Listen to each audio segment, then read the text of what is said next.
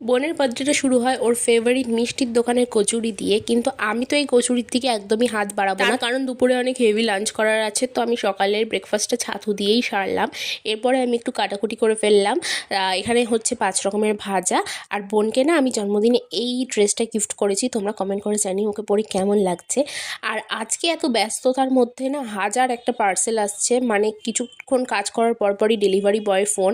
তো এখানে আমার বোনের বাবার তিনজনেরই পার্সেল আছে। আমার পার্সেলটা একটু তাড়াতাড়ি খুলে ট্রাই করে দেখার ছিল, কারণ আমি শিওর ছিলাম যে এই কাটিংয়ের কুর্তিটা পরে আমাকে ভালো লাগবে না, তো আমাকে এটা রিটার্ন করতেই হবে। তাই জন্য তাড়াতাড়ি আমি পরে দেখে রিটার্ন করে দিলাম। আমাদের বাড়ি কারোর জন্মদিন তো মায়ের হাতে স্পেশাল মাটন কষা ছাড়া অসম্পূর্ণ। বোন না নান্নাদির হাতে মাছের মাথা দিয়ে মুগ ডাল খেতে খুব পছন্দ করে, তাই জন্য নান্নাদিও এখানে করছে মাছের মাথা দিয়ে মুগ ডাল। এদিকে বোনকে আজকে কেউ বকতে পারবে না বলে সেটারও ভালোই সুযোগ। আজকের লাঞ্চে ছিল ভাত, 5 রকমের ভাজা, মাছের মাথা দিয়ে মুগ ডাল, কাতলা কালিয়া, মাটন কষা, চাটনি, পাঁপড়, 5 রকমের মিষ্টি আর 5 রকমের স্ন্যাক্স।